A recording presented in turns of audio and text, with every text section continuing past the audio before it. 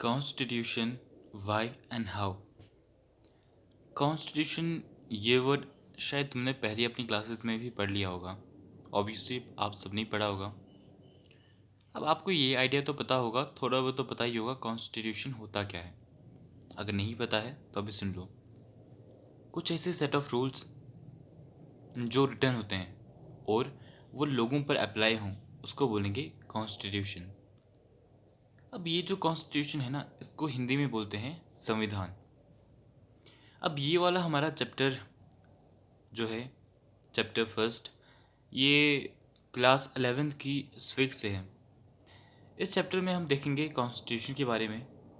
क्यों चाहिए, वाई लिखा था ना, यानी कि क्यों क्यों चाहिए, और हाउ कैसे बना या किस तरह से बना, वो भी देखेंगे।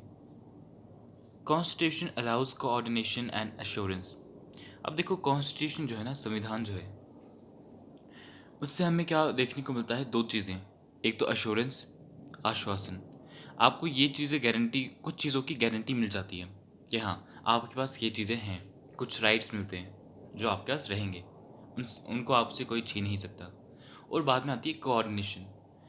अब देखो, हमारी कंट्री, जैसे हमारी कंट्री इंडिया कितनी बड़ी कंट्री है। यहाँ पे अलग अलग लोग रहते हैं, अलग अलग डाइवर्स बैकग्राउंड है उनके, चाहे लैंग्वेज अलग अलग हो, या उनका कल्चर अलग हो, या उनकी जो एथनिसिटी है, ग्रुप्स, या उनके लोकल जो कस्टम्स हैं वो अलग हो सकते हैं। तो उन सब के बीच में कॉन्स्टिट्यूशन ये चीज़ हमें प्रोवाइड करता है कि हम साथ मिलकर काम करें। इसके लिए भी कॉन्स्टिट्यूशन में रूल्स बनाए हुए हैं। तो वो आ गया कोऑर्डिनेशन। कोऑर्डिनेशन मतलब साथ मिलकर काम करना।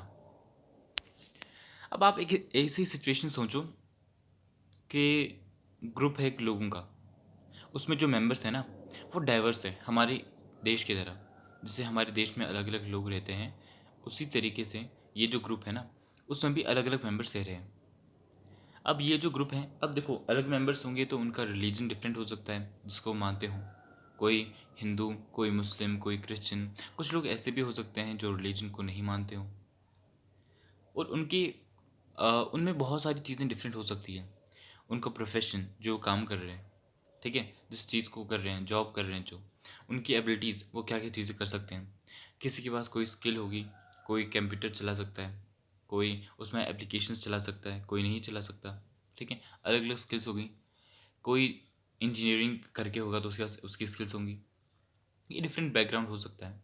या लोगों की हॉबीज़, उनको क्या चीज़ें करना पसंद है, वो चीज़ें डिफरेंट हो सकती हैं। उनका टेस्ट डिफरेंट हो सकता है। और उसी ग्रुप में कोई लोग अमीर होंगे, कुछ गरीब होंगे, कुछ बूढ़े होंगे, कुछ यंग होंगे। तो ये इतना सारा डिफरेंस हमें देखने को मिल जाता है। और आगे अगर हम इस चीज़ को सोचें कि ये जो लोग हैं ना, इनमें ऐसा तो नहीं कि सभी जो लोग होंगे उनका थॉट सेम होगा, उनके आइडियाज़ सेम होंगे, नहीं होंगे। अगर आपका ही एक फ्रेंड सर्कल है जिसमें मोस्टली 4 से 5 फ्रेंड्स होते हैं। अब उसी फ्रेंड सर्कल में देख लो, अलग अलग फ्रेंड्स जो होंगे वो अपना अपना ओपिनियन बताएंगे। सबका थॉट प्रोसेस सेम नहीं होता है। अब वो जब अपना अपना ओपिनियन बताते हैं ना, वहाँ पे आर्ग्यूमेंट हो सकता है। किसी का ओपिनियन अच्छा नहीं लगा तो उस चीज़ पे आर्ग्यूमेंट हो सकता है। अब यहाँ पे ये बता रहे हैं आर्ग्यूमेंट किन किन चीज़ों पे हो सकता है। बहुत सारी चीज़ें हैं। अब ये आर्ग्यूमेंट हो सकता है कि एक प्रॉपर्टी है, मान लो एक प्रॉपर्टी है, कोई एरिया है, कोई बिल्डिंग है। अब ये आर्ग्यूमेंट हो सकता है कि नहीं, एक पर्सन बोलेगा नहीं ये प्रॉपर्टी मेरी है, दूसरा बोलेगा नहीं ये प्रॉपर्टी तुम्हारी नहीं मेरी है। ये आर्ग्यूमेंट हो सकते हैं। वहाँ पे ये आर्ग्यूमेंट हो सकता है कि पेरेंट्स बच्चों को स्कूल भेजेंगे कि नहीं भेजेंगे। अच्छा, स्कूल अगर भेजना है तो ये चीज़ कंपलसरी है, क्या सबको भेजना है, या वो पेरेंट्स डिसाइड करेंगे कौन भेजेगा कौन नहीं भेजेगा। और ये भी आ जाता है कि लोग वहाँ पे किन किन चीज़ों पे अपना जो पैसा है वो खर्च करेंगे। चाहे वो सेफ्टी पे हो, अपनी सेफ्टी पे वहाँ पे सिक्योरिटी गार्ड रख दें, कुछ और चीज़ें ऑर्गेनाइज करें जिससे उनकी सेफ्टी अच्छे से रहे, या बस वो खाने पे खर्च करें। अब वो लोगों पे डिपेंड करता है। अगर मैं कुछ चीज़ पे इन्वेस्ट कर रहा हूँ तो मेरा अपना ओपिनियन है। कोई और पर्सन किसी और चीज़ पे इन्वेस्ट करेगा, वो उसका अपना ओपिनियन है वहाँ पे। और ये भी एक लास्ट यहाँ पे लाइन बताई है, should the group be allowed to discriminate against some of its member. और वो जो ग्रुप होगा ना, अगर उसमें कोई एक मेंबर ऐसा हो जिसके कुछ ओपिनियंस डिफरेंट निकले, जिसको पूरे ग्रुप मान ही रहे नहीं रहे हैं, तो वो ग्रुप जो है ना, क्या उस पर्सन से डिस्क्रिमिनेशन कर सकता है, भेदभाव कर सकता है कि नहीं मुझे तेरी शक्ल अच्छी नहीं लगी, नहीं मुझे तेरे थॉट्स अच्छे नहीं लगे, नहीं मुझे तेरे कपड़े अच्छे नहीं लगे, इन चीज़ों पे क्या वो उसको डिस्क्रिमिनेशन कर सकता है? या कोई भी अलग चीज़ हो, कोई दूसरी चीज़ हो, क्या उन चीज़ों पे भी डिस्क्रिमिनेशन हो कर सकते हैं? अब यहाँ पे जितने भी क्वेश्चन यहाँ पे निकले हैं ना, कि ग्रुप में पढ़ाई कैसी होगी, फिर डिस्क्रिमिनेशन होगा कि नहीं होगा, लोग किन चीज़ों पे पैसा खर्च करेंगे, ठीक है, ये सभी जो क्वेश्चन निकले ना, यहाँ पे सबका जितन जो भी अभी रीडर्स हैं, ये जो चैप्टर पढ़ेंगे और ये जो क्वेश्चन जिन्होंने अभी रीड किए हैं, उन सब का, इनके जो आंसर्स होंगे ना उन सब में वो अलग अलग देंगे। कोई बोलेगा कि हाँ यार पेरेंट्स डिसाइड करने चाहिए कि बच्चों को स्कूल भेजना है कि नहीं भेजना है। किसी और का ओपिनियन होगा नहीं, पेरेंट्स क्यों डिसाइड करें, क्योंकि बच्चे ही आगे जाके फ्यूचर बनेंगे, तो कंट्री डिसाइड करनी चाहिए, वो तो कंपलसरी रख देने चाहिए स्कूल को। तो इस तरह के अलग अलग ओपिनियंस हो सकते हैं और होने भी चाहिए। अगर आप एक ही ओपिनियन को फॉलो करोगे तो आपका जो थॉट प्रोसेस होता है ना पूरा ख़त्म हो जाता है। आप बस एक ही पर्सन की बात को सुनोगे। लेकिन जब अलग अलग लोग सोचते हैं तो उनमें कोई कोई ऐसे आइडियाज़ आ जाते हैं जो कंट्री के लिए बेनिफिशियल होते हैं। तो इन आइडियाज़ को हमें सोचते रहना चाहिए। अब देखो ये जो ग्रुप बना है ना, इसमें ये चीज़ भी आपको ध्यान रखनी है कि जो अलग अलग लोग हैं उनको हमने ये बताया था कि प्रोफेशंस उनके डिफरेंट हो सकते हैं। यानी कि कोई डॉक्टर होगा, कोई टीचर, कोई प्लम्बर हो सकता है, कोई इलेक्ट्रीशियन सकता है, कोई इंजीनियर हो सकता है। तो अलग अलग इन प्रोफेशंस की वजह से, उनकी अलग अलग एबिलिटीज़ की वजह से लोग एक दूसरे पर डिपेंड होते हैं। जैसे कि जो पेरेंट्स होंगे वो टीचर पे डिपेंड है कि उनके बच्चों को टीचर पढ़ाएंगे। अगर कोई पेशेंट है वो किस पे डिपेंड है, डॉक्टर पे, कि पेशेंट को ठीक कौन करेगा, डॉक्टर। तो इस तरह से सोसाइटी में या ग्रुप में लोग एक दूसरे पे डिपेंड होते हैं और इन्हें एक दूसरे का कॉपरेशन चाहिए कि लोग साथ मिलकर काम करें, एक दूसरे का सहयोग दें, ठीक है। और इस तरह से जब लोग एक दूसरे के साथ आराम से मिलजुल के रहते हैं तो उस ग्रुप में या उस सोसाइटी में क्या होता है, पीस बना रहता है, ठीक है, शांति रहती है वहाँ पे।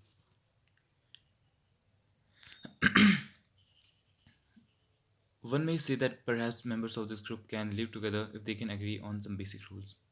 अब देखो ये चीज़ें पॉसिबल हैं कि ये जो ग्रुप के, ये एक ग्रुप हमने बताया, इसके इसमें जो लोग थे ये साथ मिलके रह सकते हैं, लेकिन उसके लिए एक कंडीशन है कि आपको ना वहाँ पे रूल्स बनाने पड़ेंगे, कुछ बेसिक रूल्स होने चाहिए, ठीक है।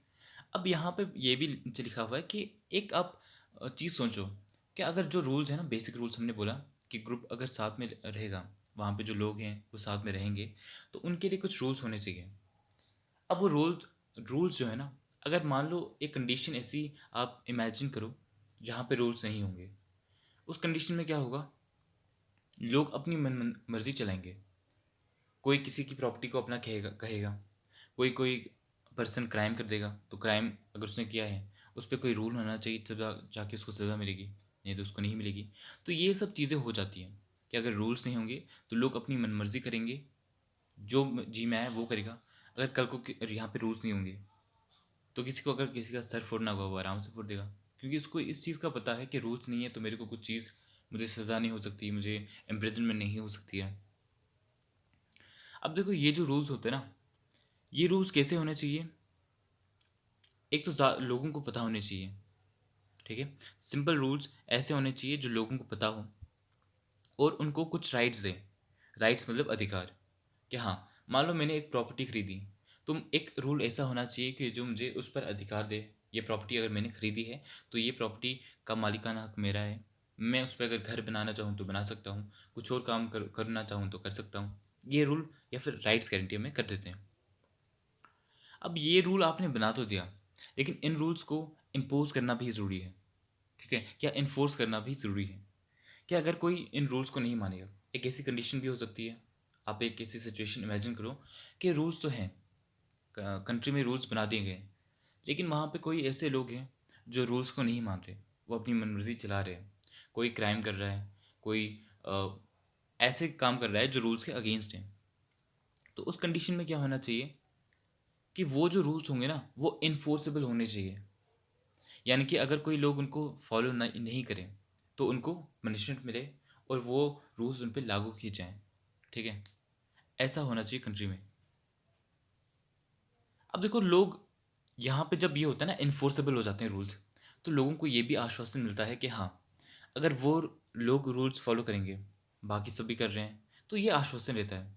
अगर अगर ये रूल्स इन्फोर्सेबल नहीं होंगे तो लोगों को ये डर मन में रहेगा कि यार मैं तो रूल्स मान रहा हूँ, ठीक है, मैं रूल्स मान रहा हूँ, लेकिन वो दूसरा पर्सन क्या पता वो रूल्स मानेगा नहीं मानेगा। और अगर उसने रूल्स को नहीं माना तो उसको फॉलो कराने के लिए कोई ऐसा इंस्टीट्यूशन नहीं है कि जो उसको बोले कि हाँ तू रूल्स फॉलो कर। ऐसा कोई इंस्टीट्यूशन नहीं होगा, तो लोगों के मन में जो है डर भी रहेगा, और इस वजह से क्या होगा, फिर वो भी रूल्स फॉलो नहीं करेंगे। तो इसलिए रूल्स तो होने चाहिए, साथ में उनको इन्फोर्स करने के लिए भी इंस्टीट्यूशंस होने चाहिए। जिस तरह पे यहाँ पे पुलिस है, ये भी एक इन्फोर्सिंग एजेंसी आती है। जुडिशरी, वो भी इन्फोर्सिंग एजेंसी आती है। तो ये क्या कराते हैं, रूल्स को फॉलो कराते हैं। एग्जाम्पल देके आपको बताता हूँ। मान लो यहाँ पे ट्रैफिक चल रहा है कहीं हाईवे पे, या फिर मेन जो रोड होते हैं वहाँ पे ट्रैफिक चल रहा है। अब उस पर कोई टू व्हीलर अगर चल रहा है, वहाँ पे जो पर्सन चला रहे हैं उन्होंने हेलमेट नहीं पहना। अब रूल ये कहता है कि हाँ हेलमेट पहनना चाहिए, लेकिन अगर उन चीज़ को इन्फोर्स करने के लिए इंस्टीट्यूशंस नहीं होंगे, यानी कि पुलिस नहीं होगी वहाँ पे, ठीक है, अगर हमने उसके लिए क्रिएट पुलिस नहीं की होगी कि हाँ अगर कोई रूल्स नहीं मानेगा तो उसको फॉलो कराने के लिए पुलिस होनी चाहिए, अगर ये वहाँ पे होगी ही नहीं पुलिस, तो वो पर्सन तो बच जाएगा, ठीक है, और वो आगे भी ऐसा करते जाएगा। लेकिन वहाँ पे अगर रूल फॉलो कराने के लिए, रूल को इन्फोर्स करने के लिए पुलिस होगी, तो वो उस पर्सन को पकड़ेगी, उसको फ़ाइन डालेगी। अब जब फ़ाइन उस पर्सन को लगेगा ना, तो उसको ये पता चलेगा कि हाँ अगर मैं एक चीज़ को नहीं फॉलो करूँगा तो मेरे को पनिशमेंट मिल सकती है, जिसका बैड इम्पैक्ट पड़ेगा मेरे पे। नहीं तो सब अपनी मर्ज़ी से चलाएंगे, ठीक है। तो ये एक एग्जांपल थी इसमें। और नीचे एक्टिविटी दी हुई है कि क्लास में आप डिसाइड करो कैसे रूल्स होने चाहिए, कि आप अगर मॉनिटर चूज़ कर रहे हो, सीआर चूज़ कर रहे हो, तो वो कैसे चूज़ करोगे, वो क्या डिसीजंस ले सकते हैं, और कौन से ऐसे डिसीजंस होंगे जो उनको लेने हैं पूरी क्लास को पूछ के, ठीक है, वो डिसीजंस कौन से होंगे। यही कुछ यहाँ पे दिया है, आप खुद भी पढ़ सकते हो इस एक्टिविटी को। तो इस पहले पार्ट में हमने बस इतना देखा कि कॉन्स्टिट्यूशन क्या होता है, एक सेट ऑफ रूल्स जो होता है सभी लोगों पे अप्लाई, ठीक है, एक बाउंड्री के अंदर, एक पर्टिकुलर टेरिटरी के अंदर जो लोग रहते हैं उन पे वो रूल्स अप्लाई होते हैं। अब इनको फॉलो करना है, क्यों करना है, वो भी हमने पढ़ा। तो यहाँ पे ये पहला टॉपिक इसका ख़त्म करते हैं। अगला जो इसका टॉपिक होगा ना, वो होगा specification of decision making powers. अब डिसीजन मेकिंग पावर्स क्या क्या होनी चाहिए उस पर देखेंगे स्पेसिफिकली, कि क्या पावर्स होनी है, क्या पावर्स नहीं होनी है। तो यहीं पे इस वीडियो को एंड करते हैं, ठीक है। इसके आगे हम ये कंटिन्यू करेंगे अगली वीडियो में। आप सभी को राम राम।